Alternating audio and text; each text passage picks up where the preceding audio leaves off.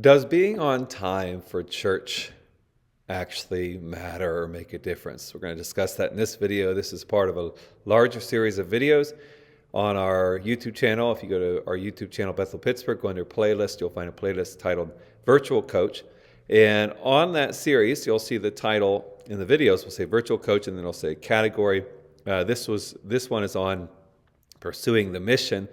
And this particular video series is more focused on practical ways to act out the things that God calls us to do, less so biblical study of that. The video series on our playlist called The Disciple is more biblical study version of that. This is practical. So does God expect me to be on time at church? There's going to be nothing that we find in the Bible that explicitly says that we have to be on time or early to church service. But when we think through biblical principles and apply them to that idea, we see that there is a reason to be on time, maybe even early.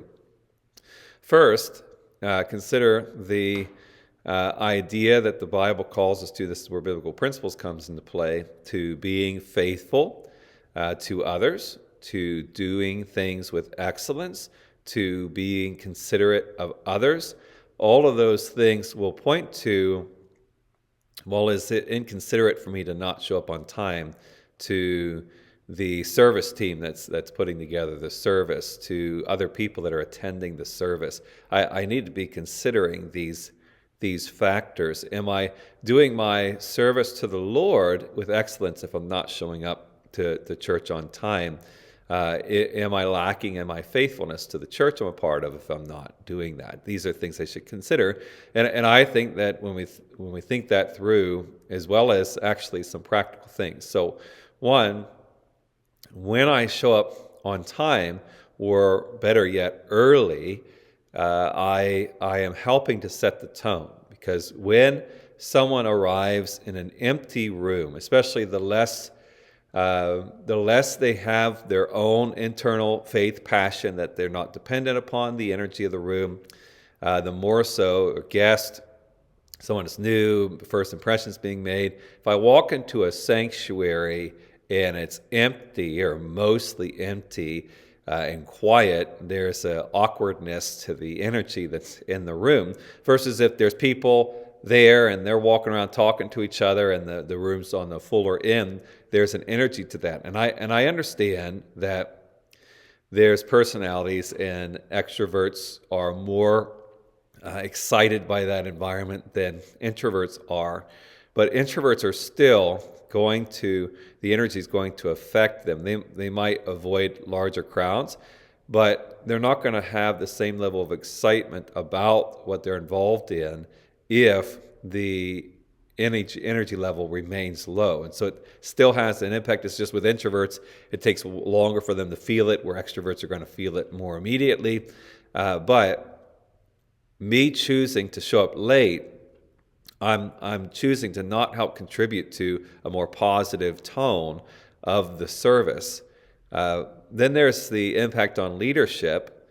The worship team and the pastor have to open the service with, in some cases, 30%, maybe even 60% of the church is not even there when we're beginning the service. And that has an impact on the confidence of those who are leading the service and their ability to enter in. And should we have some emotional maturity to overcome that? Yes, but it's still a factor that's there that then has to be worked out. And that's going to affect the ability, because if the worship team lacks some level of confidence or excitement, it's going to affect how well they lead in worship. As I lead the service and preach, or whatever pastor or speaker, it's going to affect their confidence and their ability to preach and lead in an effective, impactful way. And me choosing to show up early is going to have a positive impact on that, the more people choose to do that. Also, it does have an impact on worship in general, not just with the worship team, but the people in the room. Because if you've ever been a part of worship events where there's a lot of people and everybody that's there is not only present but engaged and excited about worshiping the Lord, it has an impact on each person that's there that generates this movement and excitement to worship the Lord that's lacking when there's fewer people, or the people that are there are not actually actively engaged, and it just has a negative impact. Once again, everybody should have some maturity to be able to overcome these things, but why not be a source of encouragement to move that in the right direction? It also discourages me being late, discourages not only in my own heart, but in the heart of others, discourages valuing the service. Because if I show up late, that means, well, this is important, but it's not important enough to make sure I'm there on time. It's not important enough to make sure I'm there early.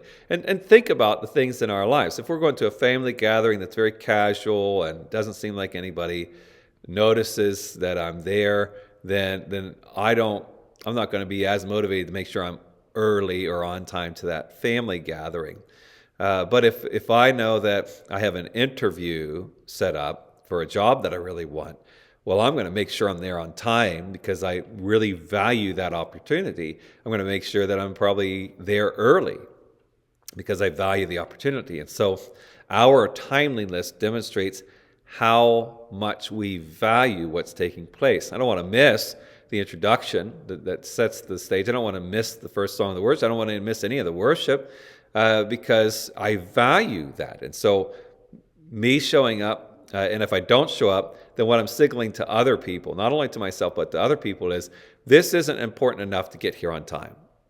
And so I want to consider these are factors that are taking place. Also, in case a person might be tempted to draw the conclusion that, well, I don't want to have those negative effects and I'm running late, so I might as well not go at all. No, it has a negative effect if I'm absent entirely. That's worse than being late, at least in this instance. And so in our church, we do have a lot of people that come late. And what happens is we start the service with, like I said, maybe only 40% of the people that are going to show up that day.